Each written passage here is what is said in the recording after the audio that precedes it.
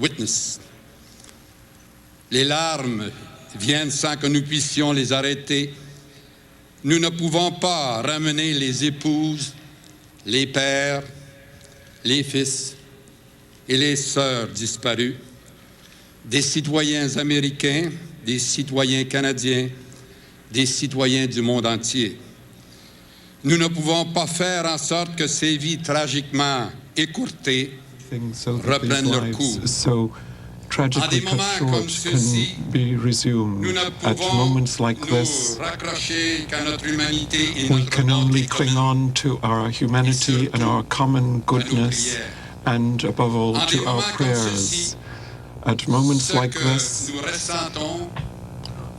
what we feel and the gestures that we make are all that matter. The wave of sympathy and support from Canadian men and women clearly translates the sentiments which move them to make such gestures. So even when we cry for our own dead, the message we send to our American friends is equally clear. Do not lose courage. You are not alone in this. We are with you. The world, the entire world is with you. King, in describing times of trial and tribulation, once said that, in the end, it is not the words of your enemies that you remember, it is the silence of your friends. Mr. Ambassador, as your fellow Americans grieve and rebuild, there will be no silence from Canada. Our friendship has no limit. Generation after generation, we have traveled many difficult miles together, side by side. We have lived through many dark times, always firm in our shared resolve to vanquish any threat to freedom and justice. And together with our allies, we will defy and defeat the threat that terrorism poses to all civilized nations. Mr. Ambassador,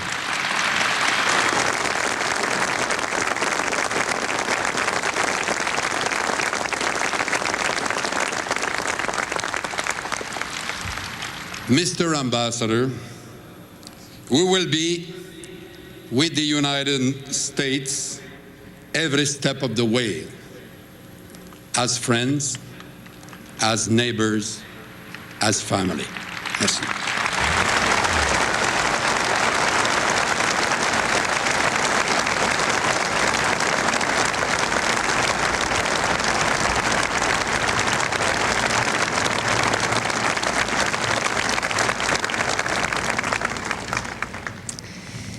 Mesdames et Messieurs, ladies and gentlemen, l'ambassadeur des États-Unis au Canada, the ambassador for the United States to Canada, His Excellency Paul Cellucci.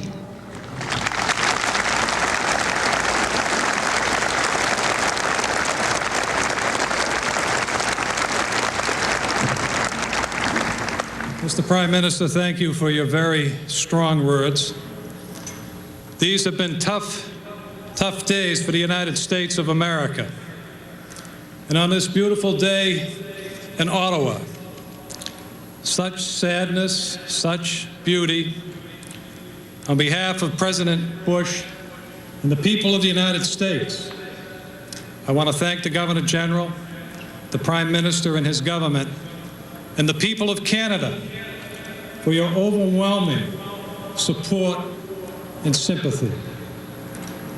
From accepting and aiding over 25,000 diverted air passengers, to the increased security and protection at our embassy and consulates, to your support at NATO, to the extraordinary offers of assistance to New York City and Washington, D.C., to the countless notes of condolence, cards from young children, the flowers and the candles left at our embassies and our consulates across Canada, to this amazing and overwhelming support today here at the Capitol.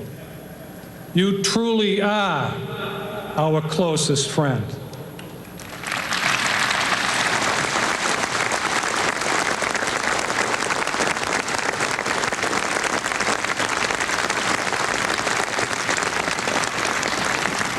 We will need your continued support and help in the days, and the weeks, and the months ahead.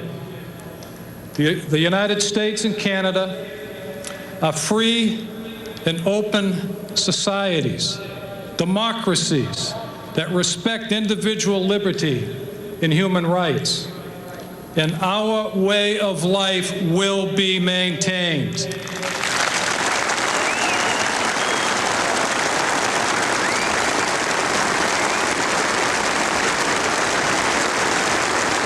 The United States and Canada and the freedom-loving nations of this world will win this war against terrorism.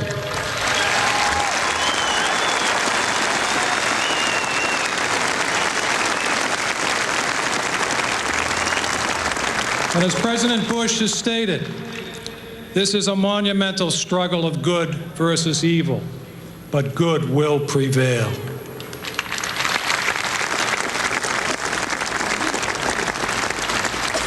The United States and Canada, who have an extraordinary friendship, an extraordinary partnership, an extraordinary history of working together.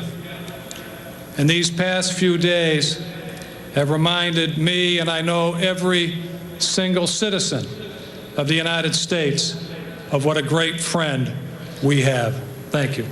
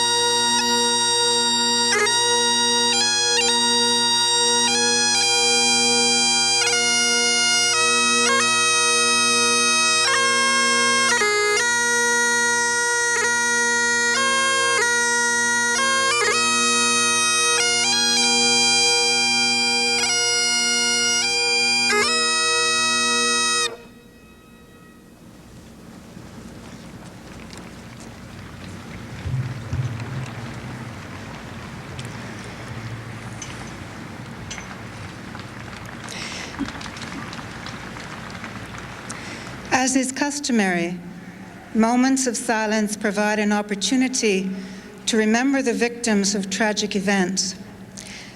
I now call upon our Governor General to introduce this moment of silence, which will end with the tolling of the great bell in the Peace Tower. Afin de commémorer les victimes d'événements tragiques, nous vous invitons à vous recueillir. J'invite notre gouverneur général à présenter un moment de silence dont la fin sera signalée par le bourdon du carillon de la Tour de la Paix.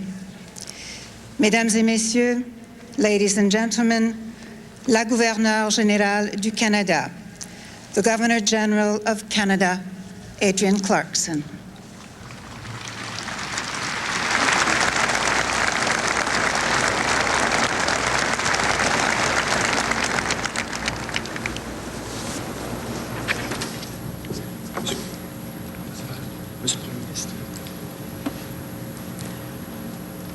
Prime Minister, Ambassador Salucci, friends, people of Canada. Today we mourn the death of the victims of the events in the United States of America on September 11th, 2001. May the spirit of peace and the love of human beings for each other be shown in our sympathy to all Canadians, Americans, and others whose lives have been horribly changed by this tragedy. Chers amis citoyennes et citoyens du Canada, dear friends, people of Canada, today we mourn the death of the victims of the events in the United States of America on September 11th, 2001. May the spirit of peace and the love of human beings for each other be shown in our sympathy to all Canadians, Americans, and others whose lives have been horribly changed by this tragedy. As a gesture of our friendship and solidarity with our American neighbors, let us all rise here and around the country to observe 3 minutes of silence. As a gesture of our friendship and solidarity with our American neighbors, let us all rise here and around the country to observe 3 minutes of silence.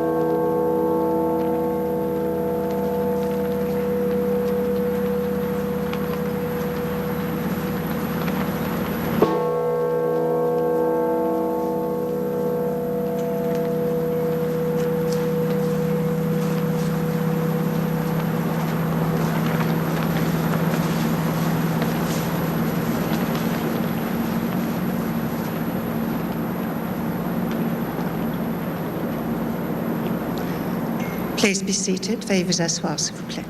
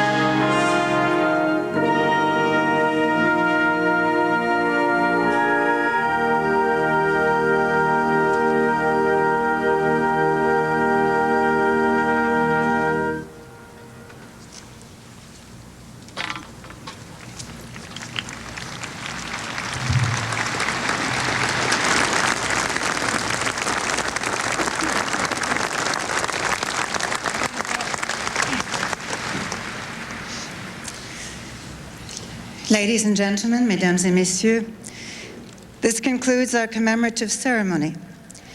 Please note that books of condolences will be available to you for signature immediately adjacent to the east and west blocks until 2 p.m. today. They will then be located in the Hall of Honor, situated in the center block until 6 p.m. today, and from 11 a.m. to 6 p.m. Saturday and Sunday.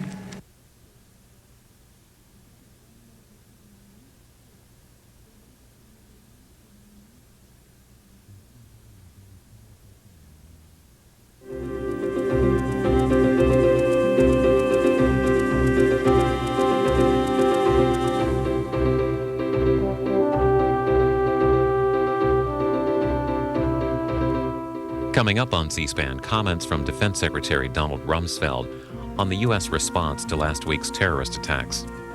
After that, you'll hear a congressional perspective from the Republican and Democratic House leaders, Speaker Dennis Hastert and former House Speaker Newt Gingrich.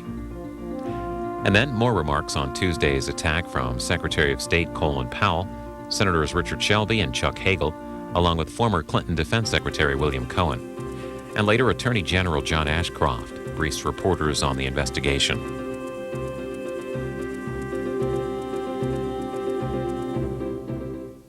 Tonight at 8 p.m. Eastern, we'll have a live book notes program with two guests, James Banford, author of Body of Secrets, Anatomy of the Ultra-Secret National Security Agency, and Jeffrey Richelson, author of The Wizards of Langley, Inside the CIA's Directorate of Science and Technology. Following the one-hour interview, we'll open up the phones for questions to both authors. That's a live edition of Book Notes beginning at 8 p.m. Eastern here on C-SPAN.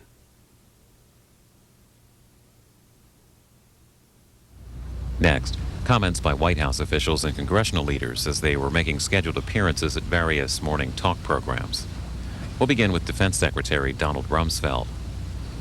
Following his appearance today on the program Fox News Sunday, he spoke with reporters and commented on the future U.S. response to last week's terrorist attacks.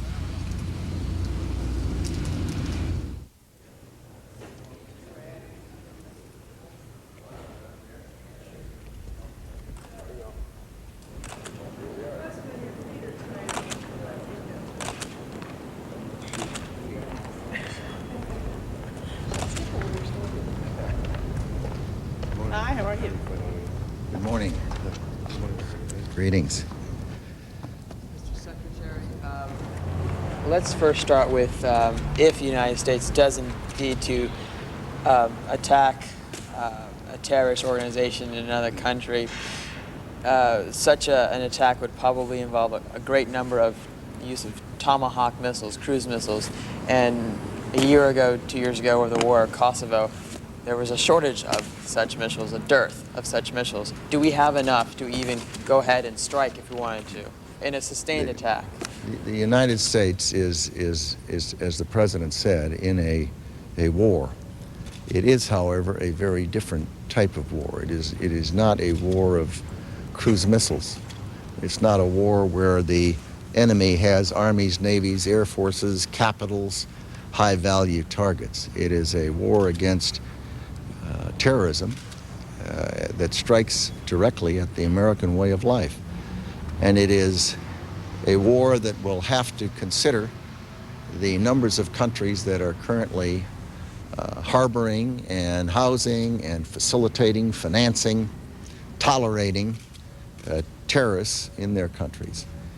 So I think that thinking of it as a Tomahawk cruise missile conflict that will be displayed on television every night would be a fundamental misunderstanding of the kind of war we're dealing with. We're talking about a network of people who operate in the shadows and live in safe houses and work with laptops and plastic knives and who plan very carefully and are financed very well and work over a long period of time. It is, if you're a free people, and if as everyone here got up this morning and walked out of the door without looking to the left or the right, fearful that someone was going to kill them, you don't want to give that up. And if you don't want to give that up, you have no choice but to take the battle to the enemy. You cannot simply think you can defend at every place, at every time, against every conceivable method of attack. On Tuesday, it was airplanes. It could be boats or ships in a port harbor. It could be a subway. It could be a car. We've seen plenty of car bombings. There are any number of things people can do that are relatively easy when you're dealing with a free people. Mr. Secretary, Roger Horn, German TV. You are trying to build a coalition right now. Are you satisfied with the response you are getting from your European allies? And what are your expectations, especially if it comes to the military? The support that the United States has received from the American people has been overwhelming. We have probably 500 or 700 volunteers right now over at the Pentagon helping to sift through the rubble and help the people there. The support we've received from across the globe, including Germany, has been encouraging and deeply appreciated. Exactly what way various countries might be engaged in this, the first thing, it seems to me, are the kinds of things that the President has talked about. It's to take those kinds of steps to cooperate in the intelligence area and in the law enforcement area, to find ways to reduce the effectiveness of terrorists across the globe. To the extent military action is required in various ways, obviously our friends in various countries around the globe who've offered that kind of assistance would be consulted and involved. Mr. Secretary, do you think, sir, that the military campaign by itself will be enough? And do you think the battle, as you said, will go beyond Afghanistan? Absolutely not. It is not a war that a military campaign deals with. It is a broad-based, sustained, we're talking about years, not weeks or days, and there are not armies, navies, and air forces to go after. It is a set of problems that are distinctive. Paul Bremer over here has chaired a commission on the subject and is an expert on the subject, and as he knows well, this is not something that you organize your military and go out and they have no battleships, they have no aircraft carriers. These are people who operate in the shadows, and we have to deal with them in the shadows.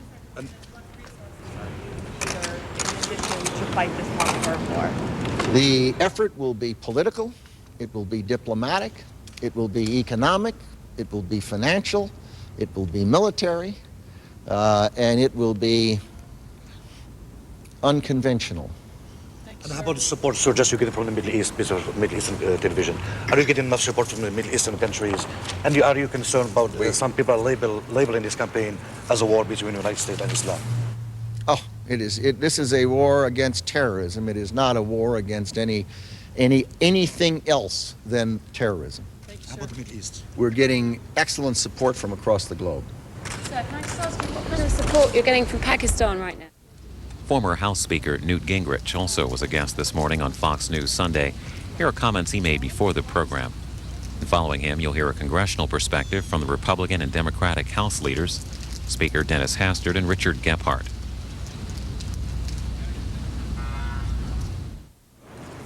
Well, let me just say, good to see you. Although it's, just move just a little bit out of the way. I want you to be happy. Yeah. Let me just say, I think that President Bush has been exactly correct in saying that this will be a long war. I don't think Americans should expect any immediate miracles.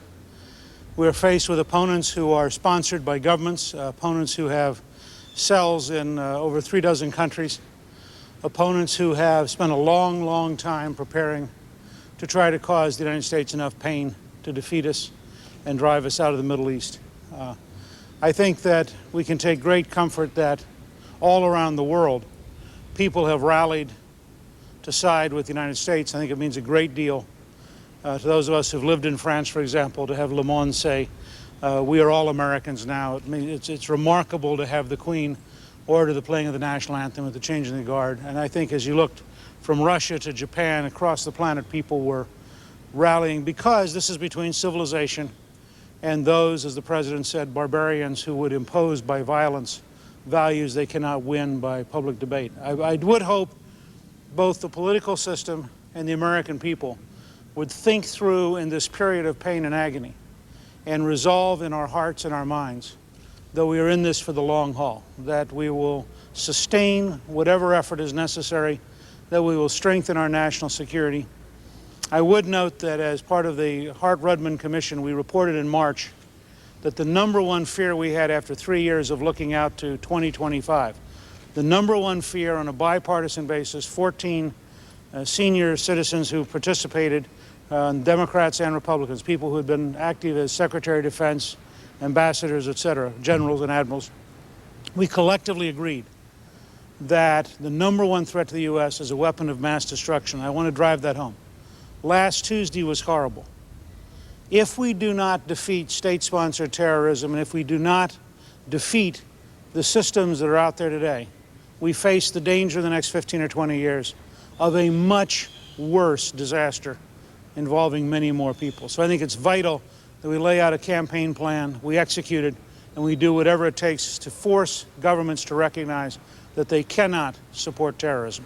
Mr. Speaker, I wonder, since you're out of government at the moment, is there something that the United States can do to reposition itself on issues of interest to Muslims around the world, and particularly in the Middle East, where people who feel that they are grieved or have grievances against the United States can be influenced to separate themselves from terrorists?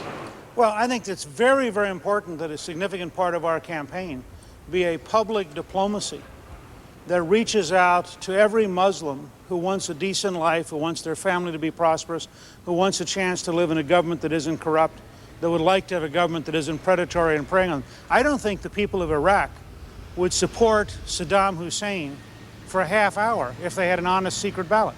I don't think the people of Afghanistan represent the Taliban, which is why all this year there's been a civil war in Afghanistan.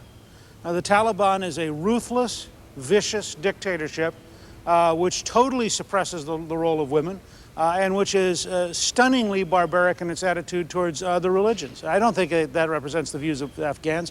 In Sudan, you've had a civil war for 20 years. You have a vicious dictatorship which actually supports slavery. So I think the American role should be to reach out to every person of Islamic belief who wants to have a decent future, including Palestinians. Most Palestinians don't want to live in the world they currently live in. And I think we have to be the friend of every person in the Islamic world who cares for a better future for their families. And I think you'll find that the number of people who are genuinely supportive of these terrorists is very small, except for what have been terrorist-supporting states. Syria, Iraq, Sudan, Afghanistan are the primary, and Iran, frankly, are the 5 primary supporters of state terrorism, as the State Department has reported year after year after year. Those 5 states have to change their behavior if we are going to win this war. And we have to be prepared to do whatever it takes to convince those 5 governments. But the people of those states are not supportive of terrorism. It's the dictatorships that are supportive. So are you concerned, Mr. Goodrich? Let me sure. Right now is to obviously get at the people who did this, but do you think the American public will stand behind this in the years to come as long war if American body bags start coming home? I think it's very important, that's why I said a minute ago, it's very important for every American to imprint in your heart and in your head the emotions you feel now as you watch the funerals, as you look at the interviews, as you remember the buildings coming down. Because we are going to take casualties. This is not going to be like Kosovo or Desert Storm. And it's going to be frustrating at times, and it's going to be difficult. If we are prepared, people have talked about it, I've described it as a 21st century Pearl Harbor. It took us nearly 4 years to win the Second World War when we were fully mobilized. So I think we've got to be prepared to stand in for the long run. We've got to be prepared to do what it takes. I think President Bush and his team are off to a surprisingly good start. And imagine the shock of being president focused on domestic policy and suddenly realizing that your people, your American family, has suffered thousands of deaths. And I think they have turned rapidly in the right direction. I can't imagine a better team than the one that is currently in the Don Rumsfeld, Colin Powell, Dick Cheney, Condi Rice, and President Bush. I mean, I think it's a very solid team, but they're going to need the prayers and the faith and the support of the American people, I think, for 3 to 5 years. I don't think this is a 6-month campaign. If we're serious, not just about punishing bin Laden, but about breaking the back of state-sponsored terrorism, which is a very big order. Yes, sir. You mentioned Syria. Are you concerned about this new rapprochement between the Bush administration and Syrians? I think the Syrian situation is very simple. If the Syrian government is prepared to kick out the 10 terrorist groups that are headquartered in Damascus, if the Syrian government is prepared to cooperate in kicking terrorists out of Lebanon, including Hezbollah, then it would be wonderful to have an anti-terrorist Syrian government supporting us. If the Syrian government believes that it can support its terrorists, but it will help us get bin Laden, then I think that would be a terrible strategic mistake for us. We are against all state terrorism. The President has been very clear about this. This is about terrorism as a way of frightening and killing innocent individuals. And we have to be committed to ending all terrorism. I would welcome a Syria which kicks out all the terrorist groups from Syria and which is willing to help us kick out the terrorist groups in Lebanon. I would deeply oppose and say that Syria should be one of the targets if they try to keep those terrorist groups in Damascus. And I think that's a very clear line, and that's one of the most important dividing lines about this strategy. If we're serious, then we are not going to compromise with state-sponsored terrorism anywhere. And I think Syria clearly fits that pattern right now. Thank you all very much.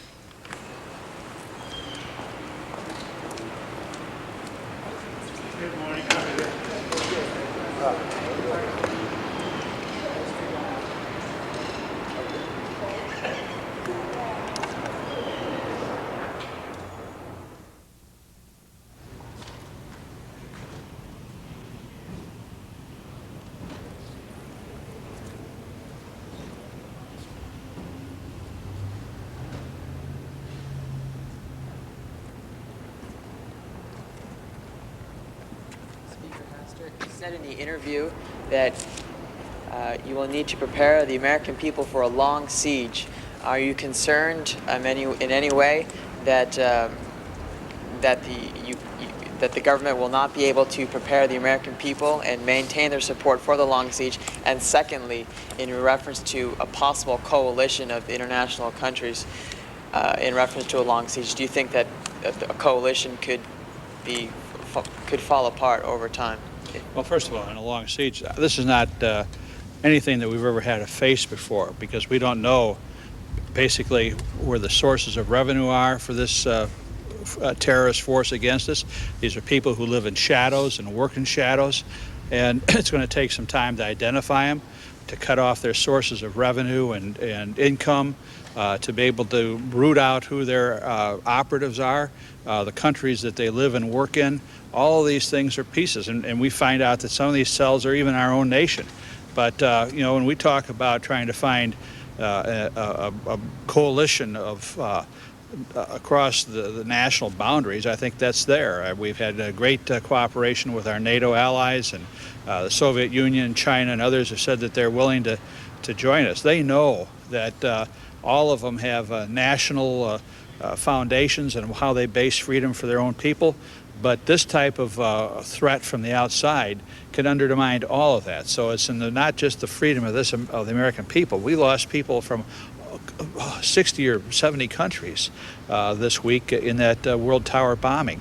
It's in everybody's interest in the world to join together to try to fight this. And yes, it is going to be a long thing. There's no easy answers. It's not going to be a 100 days war, but we have to join together with the resolve to get this done. How important, Mr. Gephardt, how important that the United States produce a clear dossier of evidence against whoever you decide to go after, so that the world is truly convinced that it can be with you? Well, I think you want to develop your factual case. I think the administration is working hard to do that. And we're going to give them the resources they need and the help they need and the support they need to get that done. We intend to win this. We intend to find out who did this and to punish them properly. Everything you're hearing is the evidence building? And is it Osama bin Laden? Everything we hear is that they are working on a lot of leads. They're running them down. You can't do this overnight. We've got to be patient. As the speaker said this morning, this is going to be a long-term battle. This is not going to be won in a short period of time, but we have the coalition in the world and in our country in order to fight this thing and to win this battle and to get to the people that did this and to make sure that it doesn't happen again. That's our long-term goal. It's not only to find the perpetrators and punish them. We've got to make sure that this kind of thing can never happen again. Are you comfortable with going after countries? Because that's clearly the message today, that it's not just going to be individual terrorist cells, it's going to be countries as well. I think you keep everything on the table. The president has to look both at the networks and the individuals, the organizations, the people, but also at the links between, possibly between countries, are parts of countries and these individuals. And we've got to fight this diplomatically, financially. We've got to look at the military side of it. We've got to look at all sides of the equation. And we also got to isolate the people who are doing this as fanatics and not with others in their ethnic group or their religion or their organizations. I would say, too, one of the important pieces that so important is the other side of what you say, going against countries who are harboring these or helping them. We need to pull together all our countries. You know, we're talking about freedom of people to work and to live and to worship in a free world, not just this country. So I think the sharing of intelligence and resources around the world, which you see happening, is very, very important. It's just not this nation alone. I think people around the world understand that. Talk to us again about what you mean by a long siege, and what type of U.S. resources do you anticipate are going to be employed? We talked about military, and you also said financial. Can we go a little broader? Well, you know, it's trying to look beyond the horizon, and we don't know when that horizon ends. It's how efficiently and how effectively that we can come together, but we're talking about financial markets, we're talking about international finance, we're talking about simpler things of having air travel in between countries that people can feel safe and is reliable. Those are important things as well, but mostly intelligence to find out, to shared intelligence, what's happening. We've had great cooperation with the United Kingdom and Germany and other places that have pooled that information together. We have to do that and continue to do it. And I'm saying I don't have that crystal ball to tell you it's going to be 90 days or 90 months, but we have to have that resolved during that period of time, or life as we know it in a free world will cease to exist. You're telling us this could take years. This is a unique foe that we face. In past times, a nation would invade another nation, a nation would attack another nation. You declared war, you went off to war against the nation, and you had battles and you won. This is a unique foe. We don't exactly entirely understand who the foe is, how the foe is supported, where the foe is operating, and so we've got to take the time and have the patience to analyze it correctly, and then when we act and move, that we do so successfully. There's a temptation to give the president a blank check on this, but we're still dealing with the budgetary constraints we were talking last week at this time. How does the Congress, do you still fund the vital programs and give the money needed for this? We passed an appropriation this week on a bipartisan basis for $40 billion. We don't know if that's the iceberg or that's the tip of the iceberg right now. But what we are resolved to do is, number one, to make sure that FEMA has the dollars to be able to clean up both here in Washington and Virginia and in New York City, that we can get our airline systems the security that they need to make sure that people have the level of safety and well-being so that we can resume our national ability to travel around, not only across this country but around the world. All those dollars go in that. It goes into families and the welfare of the victims in New York. And then we have to be able to make sure that our military is in place and our intelligence sources are in place. And so that is the first tranche of money, and I don't know if it could be the last tranche of money, but we're going to do this as needed, and it's going to be a partnership between the administration and the Congress. What are you hearing from your colleagues in Israel about how much tougher this country needs to get on terrorism from their experience? Well, the Israelis have faced this problem longer than we have, and in many more instances. Obviously, we need to learn from their experience. We need to look at what they and other countries have done to deal with these problems, and we need to take action.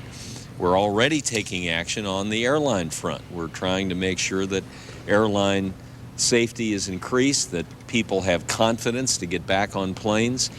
Part of the $40 billion we appropriated the other night was to help with that effort, with marshals, with better procedures in airports. And we want people back on the planes. We intend to get back on the planes and get this country back to work. Sir, let's talk specifically about airline safety. Will Congress take any measures to increase airline safety in terms of a more rigorous process of checking baggages, et cetera, across the country in all the different airports in the coming weeks and months? Will you hold hearings on that? Well, I think that process is already in place. The Congress, with our Transportation Committee and our select committees on intelligence, certainly will monitor that. But I think the FAA has already put a lot of those issues in place. We need to be able to fund them. We need to make sure that there is adequate scrutiny at our airline terminals, that people have the confidence, and that's the important thing. And we're going to start out there by flying on commercial flights ourselves. I think that's the important piece. Do you think this is what happened Tuesday constituted an absolute horror of American intelligence failure? Was that an absolute intelligence failure on our part? This is something that we should have known coming? I think the Speaker and I believe that we have a good intelligence organization. They do the best they possibly can do. Obviously, we all failed. I mean, whenever you have an event like this, you can't see it as a success. It's got to be a failure. But I don't know that we can easily blame the CIA or the FBI for this happening. They do the best they can. They work very hard. They're very good people. And unfortunately, the enemy, our foes, outdid us on this one. And we just got to make sure they don't do it again. If we had known all the answers, this wouldn't have happened. Obviously, our foes, worked hard to keep this secret, and they managed to do it, unfortunately. If we knew who it was and what they were going to do a week ago, we probably could have done some things. But fortunately, in this country, we have things called civil liberties, and people have the right until they commit a crime or are accused of doing something to move around this nation freely. Maybe we're going to have to be a little tighter on some of those things. But I'll tell you one other thing that we need to look at. Before, when we had satellites and all this new technology and surveillance and stuff, people walked away from the old type of intelligence, and that's human intelligence. I think some of these gaps happened because we didn't have the human intelligence on the ground, and I think we need to move forward in that area as well to make sure that we can secure the safety of all American citizens. Afghani officials said if you declare a war without proof, that's an act of terrorism itself. Do you think a war is the only solution for this? Well, I think the proof that we see is 4 airliners and the civilians in them crashed and everybody gone, and the destruction in the south end of Manhattan. There's proof that terrorism happened. But we have to be very prudent. We have to be move with a great deal of thought and before we move against anybody. I don't think we're going to go out and bomb some mountain cave without knowing, just for a show. We're not going to do this for a show. I think the American people are resolved that we're going to get at this, that we're going to punish those people who perpetrated this, but we're going to do it in a very systematic and thorough way. And we need to have ultimate victory, not just a couple days of TV. The message, the bottom line message, what's the message to the Allies today, that this could take months, if not years? Well, the message to the Allies is we have to stand together. If we expect to have a free world where we can have free commerce and free trade and free intercourse between nations, then we need to do those things that secure that freedom. I guess that's what freedom and liberty is all about. We will stand together to make sure that freedom-loving nations will not be hindered by this. Thank you very much. Thank you. Thanks.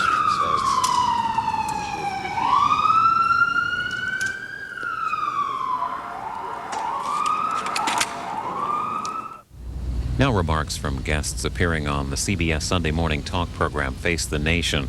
Secretary of State Colin Powell, Senator Richard Shelby of the Select Intelligence Committee, Senate Foreign Relations Committee member Chuck Hagel, and former Clinton Defense Secretary William Cohen.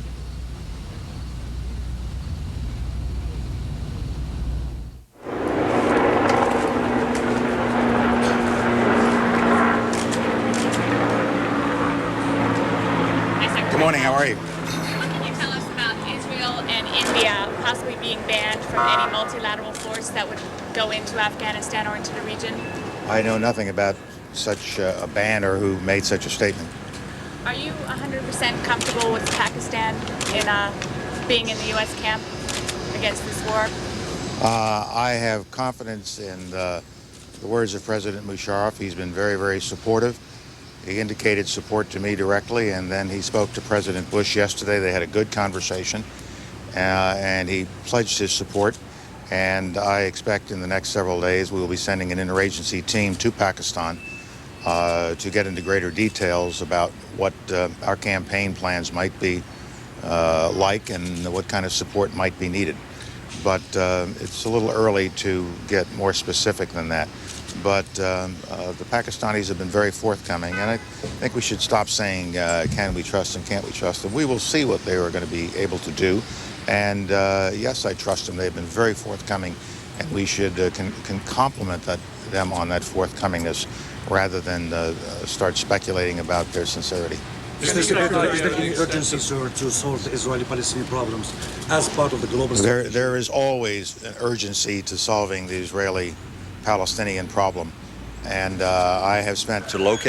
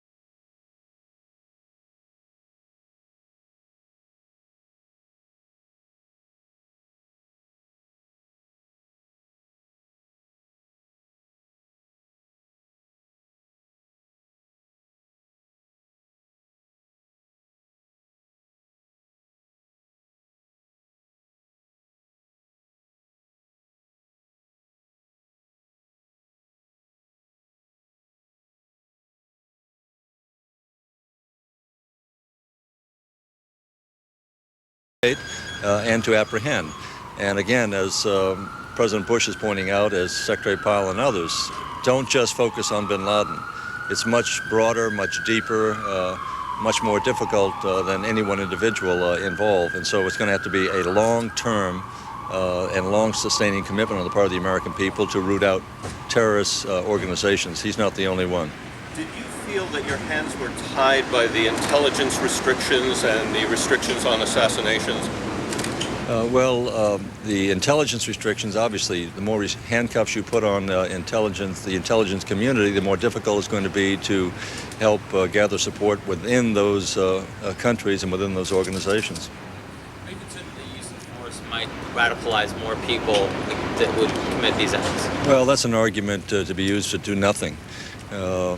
We're going to see, in my judgment, more acts of terrorism over a period of time. How soon that will take place remains to be seen, but there is no question that this has been planned a long time ago. There will be more that are in the planning stages as I speak.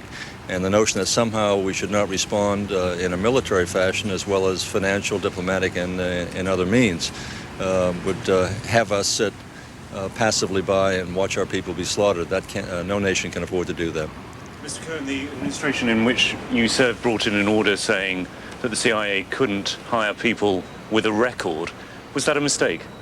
Well, they're reviewing all of that now. Obviously, if you're going to penetrate organizations, terrorist organizations, you're going to have to deal with people who have less than sterling reputations and records. Okay. Thank you, sir. Vice President Dick Cheney was a guest this morning on NBC's Meet the Press. Here's a portion of what he had to say.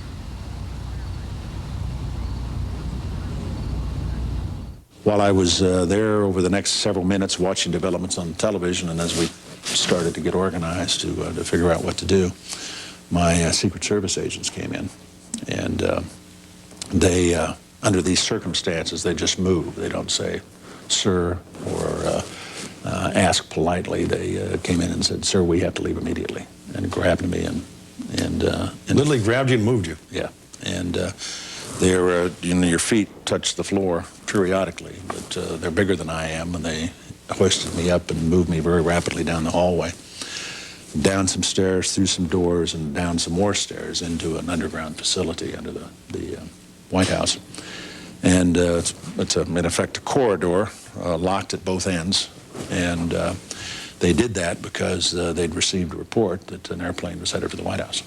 This is Flight 77. Which had left Dulles. Flight 77. It left Dulles, flown west towards Ohio, been captured by the terrorist. They turned off the transponder, which led to a later report that a plane had gone down in Ohio. But it really hadn't, of course. And then they turned back and headed back towards Washington. As best we can tell, they came initially at the White House. And the plane actually circled the White House? Didn't circle it, but was headed on a track into it. The Secret Service has an arrangement with the FAA. They'd had open lines after the World Trade Center. Tracking it by radar. And when it entered the danger zone and looked like it was headed for the White House was when they grabbed me and evacuated me to the basement. Did you have any role in Speaker Hastert, Speaker of the House, yes, being taken away? We evacuated Speaker Hastert to a secure facility, and later the rest of the congressional leadership. I also ordered the evacuation of cabinet members, and so we sent Tommy Thompson and Venom and Gail Norton also up to a secure facility. And in the days since, we've always maintained to say I've spent a good deal of my time up at Camp David since the president returned to the White House, just so that we weren't both together in the same place, so we could ensure the survival of the government. The president was on Air Force One. We received a threat to Air Force One. Came through a credible threat to Air Force One. You're convinced of that? I'm convinced of that. Now, it may have been phoned in by a crank, but in the midst of what was going on, there was no way to know that. I think it was a credible threat, enough for the Secret Service to bring it to me. Once I left that immediate shelter, after I talked to the president, urged him to stay away for now, I went down into what's called a POC, the Presidential Emergency Operations Center. And there I had Norm Mineta, Secretary of Transportation, access to the FAA. I had Condi Rice with me and several of my key staff people. We had access, secure communications with Air Force One, with Secretary of Defense over in the Pentagon. We had also the secure video conference that ties together the White House, CIA, State, Justice, Defense, A very useful and valuable facility. We had the counterterrorism task force up on that net. And so I was in a position to be able to see all the stuff coming in, receive reports, and then make decisions in terms of acting with it. But when I arrived there, within short order, we had word the Pentagon's been hit. We had word that the State Department had been bombed, that a car bomb had gone off at the State Department. Turned out not to be true, but we didn't know that at the time. We had a report that Norm had provided that there were 6 airplanes that might have been hijacked. And that's what we started working off of, was that list of 6. Now, we could account for 2 of them in New York. The third one, we didn't know what had happened to it. Turned out it had hit the Pentagon, but the first reports on the Pentagon attack suggested a helicopter, and then later a private jet. And it was only after we got hold of some eyewitnesses that we knew it was an American Airlines flight. So then we had 3 planes accounted for, but we still had 3 outstanding. We had reports of planes down in Ohio. Turned out not to be true. Down in Pennsylvania. Turned out that was true.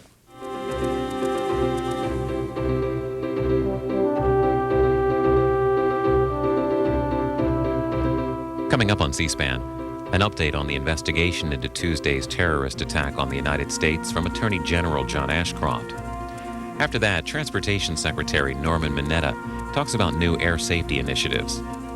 Then President Bush briefs reporters on his return to the White House following a weekend of meetings at Camp David with his national security team. And at 8, join Booknotes for a special 2-hour live program with James Bamford, author of Body of Secrets, and Jeffrey Richelson, author of The Wizards of Langley.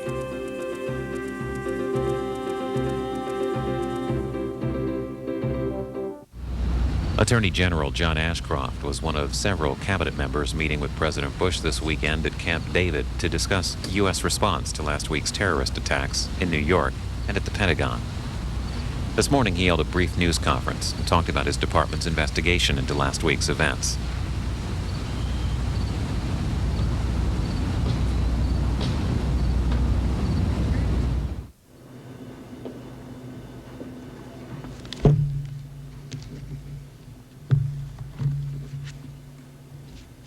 It's a resonant podium.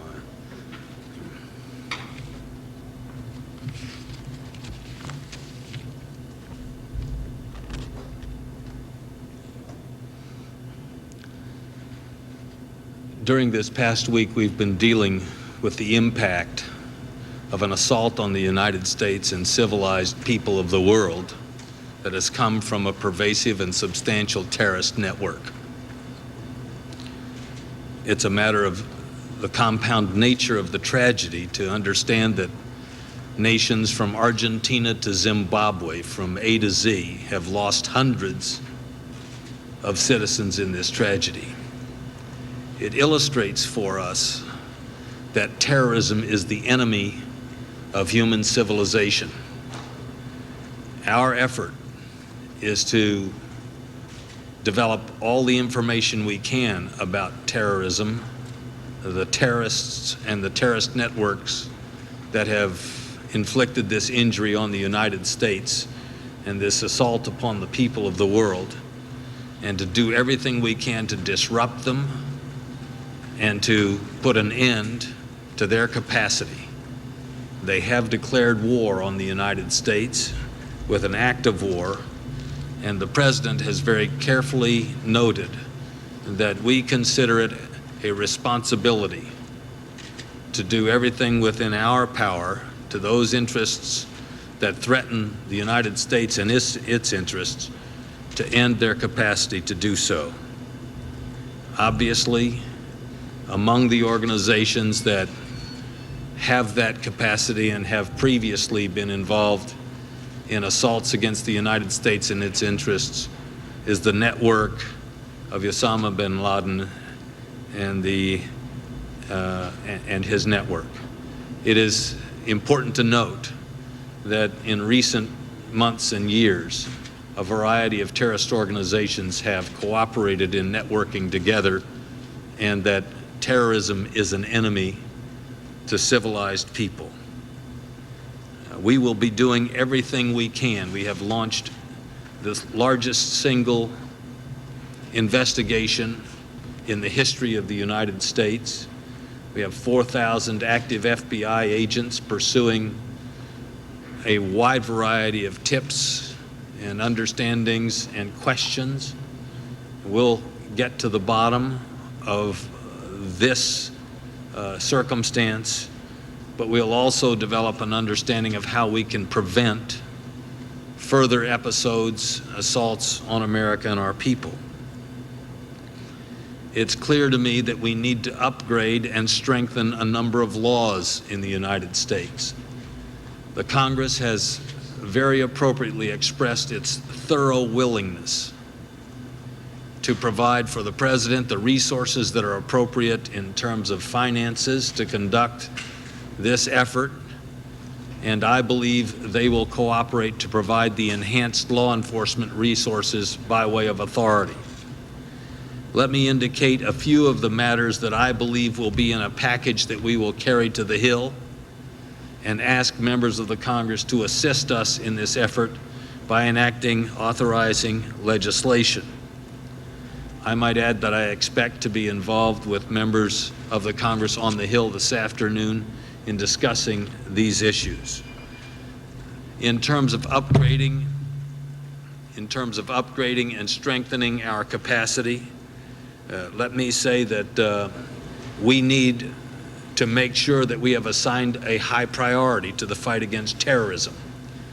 There are areas of our laws and procedures which give us better tools against organized crime, against illegal gambling, for example, than we have against terrorists. We need to make sure that we provide the maximum capacity against terrorists in the United States. We need, for instance, to make it, to elevate the penalties for those who would harbor or assist terrorists to this, at least the same level as the penalties for those who would harbor or assist those who have been involved in espionage. And there are areas in which we need to just expand our capacity to surveil those involved in terrorist activities. Telephone surveillance has been limited historically to specific telephones rather than to people, so that if the telephone number changes out of its home area, or if a person ceases using one telephone and begins to use another telephone, we have to go back to court to get new authority. Now, most Americans, we all understand that you can buy disposable telephones now, use them for a limited period of time, and throw them away. And it simply doesn't make sense to have the surveillance authority associated with the hardware or with the phone instead of with the person or the terrorist. And we're going to ask Congress to help us with items like that. I'm grateful for the opportunity to go to the members of Congress, many of whom have called me and spoken to me during this last week and indicated that they are eager to provide a basis for us to address the new challenges which we indeed are facing as a result of this turning point in the history of the United States. And we will develop the tools, strengthen our capacity, and persist in our investigation and effort to disrupt and to make and reduce the risk of reoccurrence in matters like this. I thank you for this opportunity to speak with you today and for the reporting you do on this issue. Thank you. Today, Transportation Secretary Norman Mineta briefed reporters on new air safety initiatives in response to last week's terrorist attacks. He spoke for about 20 minutes.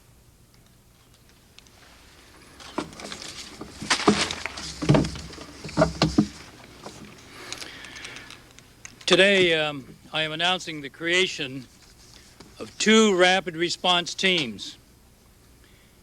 I have asked 6 national leaders in aviation and security protection to join with senior executives here at the Department of Transportation, including FAA officials. By October 1, they will report to me with specific recommendations for improving security within our nation's aviation system. Now, our team will focus on increasing security, or one team will focus on increasing security at our nation's airports. The other team will focus on aircraft integrity and security with a specific focus on cockpit access. Now, these teams will augment our existing experts at the Federal Aviation Administration and the Department of Transportation. By the way, let me take this opportunity to thank all of the employees of the Federal Aviation Administration under the great leadership of Jane Garvey and Monty Belger for the heroic work that they have done in response to this national crisis. When I ordered the National Airspace System to be cleared last Tuesday morning, the FAA air traffic controllers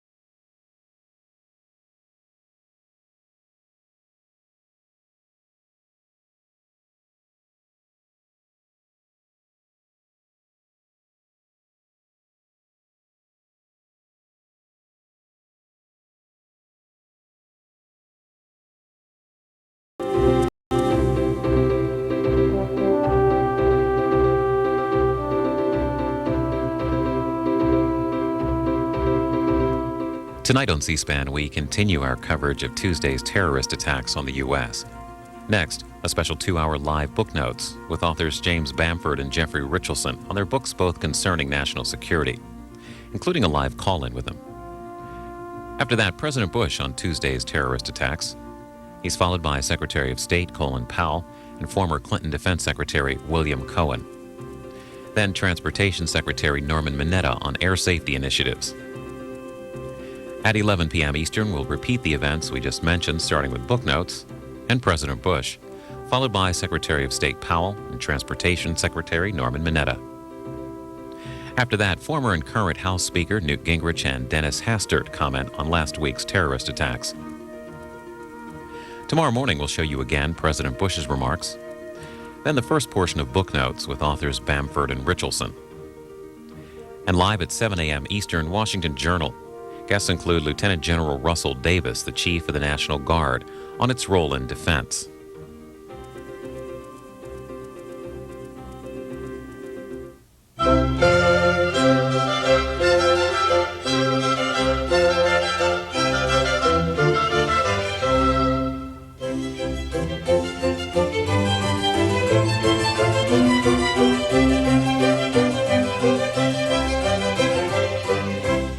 This week on Book Notes, our guests are James Bamford, former investigative producer for ABC's World News Tonight, on his recent book, Body of Secrets, Anatomy of the Ultra...